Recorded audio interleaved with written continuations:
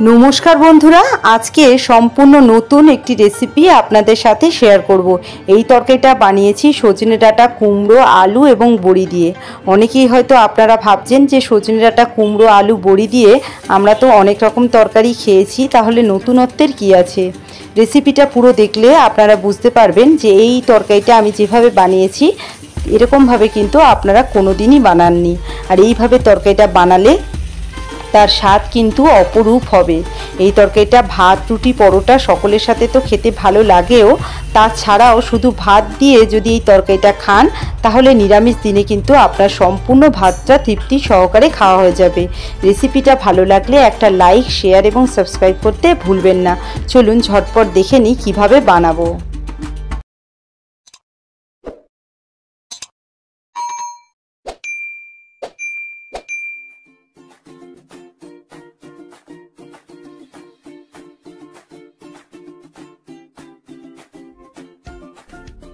রেসিপিটা বানাবার জন্য এখানে আমি কুমড়ো নিয়ে নিয়েছি 150 গ্রাম মতন। কুমড়োগুলো আমি মিডিয়াম সাইজের কেটে নিয়েছি। 4টে ছোট সাইজের আলু নিয়েছি, আলুর কিন্তু খোসা ছাড়াইনি, আর আলুগুলো আমি মিডিয়াম সাইজের কেটে নিয়েছি।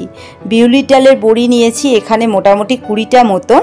একটা গোটা টমেটো নিয়েছি মিডিয়াম সাইজের, আর টমেটোটা আমি তরকারিতে অন্যভাবে ব্যবহার করব এখানে নিয়েছি। আর আমি এখানে ডাঁটা নিয়েছি, সজনে ডাঁটা, সেটা আমি মোটামুটি 250 গ্রাম মতন নিয়েছি। সজনে ডাঁটা খোসা যেমন ছাড়ায় সেরকম ছাড়িয়ে নিয়ে আমি মোটামুটি মিডিয়াম সাইজের কেটে নিয়েছি। আর কিছুটা কাঁচা লঙ্কা নিয়েছি। সবার প্রথমে কড়াইতে আমি দিয়ে দিচ্ছি 1 টিস্পুন মতন সর্ষের তেল। তেলটা ভালো মতন গরম হয়ে যাওয়ার পর এখানে আমি 5-6টা মতন কাঁচা লঙ্কা টুকরো করে রেখেছিলাম সেটা দিয়ে দিলাম। আর সাথে দিলাম 1 ইঞ্চি মতন আদা। আদাটাও কিন্তু আমি একটু ছোট করে টুকরো করে রেখেছিলাম। এবার এটা গ্যাসের আঁচটা মিডিয়াম রেখে একটু নাড়াচাড়া করে নিলাম। তারপর যে টমেটোটা আমি দেখালাম সেই টমেটোটাকে আমি টুকরো করে রেখেছি আর সেটাও দিয়ে দিলাম। ভালো করে কাঁচা লঙ্কা, আদা এবং টমেটোটা ভালো করে একটু ভেজে নিচ্ছি। ভেজে নেওয়ার পর এখানে আমি দিয়ে দিচ্ছি 1.5 টিস্পুন মতন পোস্ত। পোস্তর বদলে আপনারা কিন্তু সাদা তিলও ব্যবহার করতে পারেন। আমি এখানে পোস্ত ব্যবহার করেছি। হালকা টু মিডিয়াম আছে বেশ ভালো মতন আমি এগুলোকে ভেজে নেব। এবার দেখুন এগুলো বেশ ভালো মতন ভাজা হয়ে গেছে। এবার আমি এগুলোকে কড়াই থেকে তুলে নিচ্ছি। তারপর ঠান্ডা হয়ে যাওয়ার পর এগুলো সামান্য পরিমাণ জল দিয়ে আমি ভালো মতন একটা পেস্ট করে রেখে দেবো। এটা কিন্তু তরকারিতে পরে ব্যবহার হবে। কড়াইতে দিয়ে দিচ্ছি 1 টেবিল চামচ মতন সর্ষের তেল। তেলটা গরম হয়ে গেছে। এবার আমি বিউলির ডালের বড়িগুলো দিয়ে দিলাম। গ্যাসের আঁচটা হালকা রেখে বড়িগুলোকে বেশ ভালো মতন ভেজে নিচ্ছি। আর এখানে দেখুন বড়িগুলো বেশ ভালো মতন ভাজা হয়ে গেছে। এবার আমি এই বড়িগুলোকে তুলে নিচ্ছি। কড়াইতে দিয়ে দিচ্ছি 2.5 টেবিল চামচ মতন সর্ষের তেল। তেলটা গরম হয়ে যাওয়ার পর এখানে আমি 2টো তেজপাতা মাঝখান থেকে চিড়ে দিয়ে দিলাম। আর সাথে দিলাম 1 টিস্পুন মতন 5 ফোড়ন। গ্যাসের আঁচটা হালকা রেখে এগুলো একটু নাড়াচাড়া করে নিলাম। তারপর এখানে আমি দিয়ে দিচ্ছি আগে থেকে কেটে রাখা আলু। আলুটা সবার আগে দিলাম কারণ আলুটা সিদ্ধ হতে বেশি সময় লাগবে। আর এই সময় গ্যাসের আঁচটা লো টু মিডিয়াম রেখে আলুটাকে আমি 2-3 মিনিটের জন্য একটু ভেজে নেব। আলুটা বেশ ভালো মতনই ভাজা হয়ে গেছে। এবার আমি এখানে কেটে রাখা কুমড়োটাও দিয়ে দিলাম। গ্যাসের আঁচটা কিন্তু লো টু মিডিয়ামই রাখছি। আর আলুর সাথে কুমড়োগুলো বেশ 3 থেকে 4 মিনিটের জন্য ভালো মতন ভেজে নেব। এবার কেটে রাখা সজনে ডাঁটাটাও দিয়ে দিলাম। সজনে ডাঁটা কিন্তু বেশি ভাজার প্রয়োজন নেই। বেশি সজনে ডাঁটা ভাজলে তার পুষ্টিগুণটা নষ্ট হয়ে যেতে পারে। তবে 2 মিনিটের জন্য একটু বাকি সবজির সাথে মিডিয়াম আঁচে নাড়াচাড়া করে নেব যাতে সজনে ডাঁটার কাঁচা গন্ধটা চলে যায়। এবার আমি এখানে দিয়ে দিলাম 1 টিস্পুন মতন হলুদ বাটা। আর যে মশলাটা ভেজে আমি পেস্ট করে রেখেছিলাম সেই পেস্ট করে রাখা মশলাটা দিয়ে দিলাম। এখানে কিন্তু আমি আলাদা করে শুকনো লঙ্কা ব্যবহার করব না, যেহেতু ঝাল হিসাবে আমি কাঁচা লঙ্কা ব্যবহার করেছি। গ্যাসের আঁচটা লো রেখে সমস্ত সবজির সাথে আমি এই মশলাটাকে ভালো মতন কষিয়ে নিচ্ছি। মশলার বাটিটা ধুয়ে আমি এখানে বেশ কিছুটা অল্প পরিমাণ জল অ্যাড করলাম। আর সাথে তরকারিতে যে পরিমাণ নুন লাগে সেটা বুঝে আমি নুনটা অ্যাড করলাম। এখানে আমি মিষ্টি হিসাবে দিয়েছি সামান্য পরিমাণ গুড়। চিনিটা আমি অ্যাভয়েড করি। গুড়টা দিলে কিন্তু তরকারিতে আয়রনের পরিমাণটাও বাড়ে।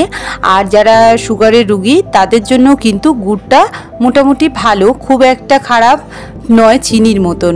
তাই আমি গুড়টাই ব্যবহার করি, চিনিটা একটু অ্যাভয়েড করি।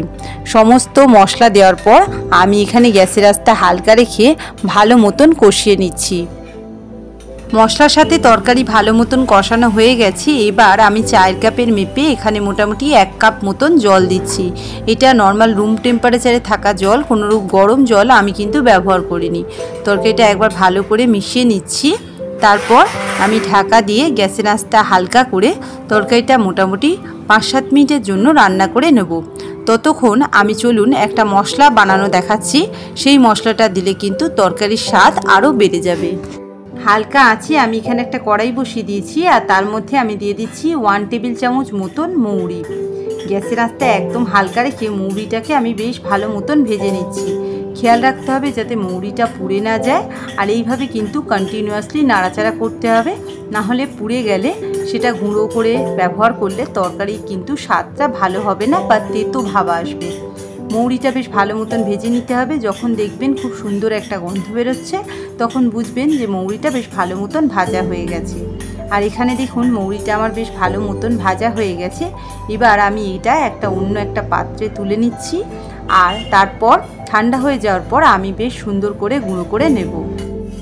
5 মিনিট পর ঢাকনাটা খুলে দিলাম, আর তরকারিটা একবার আমি ভালো করে নাড়াচাড়া করে নিচ্ছি।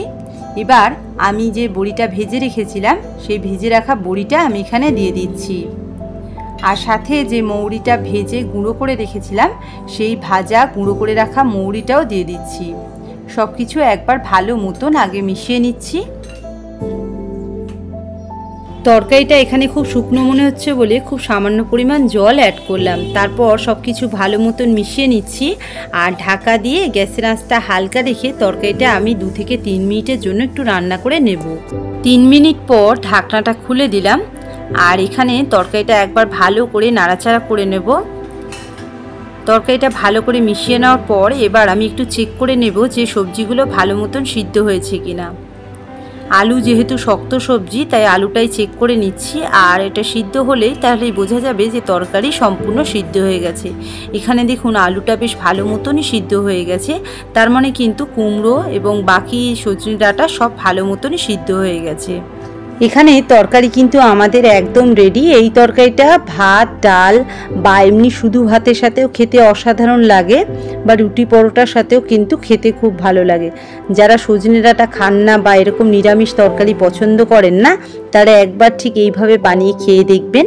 আশা করছি খুব ভালো লাগবে, আর বাড়ির লোকেরা বারবার কিন্তু বলবে যে এরকমভাবে আরেকবার বানাতে।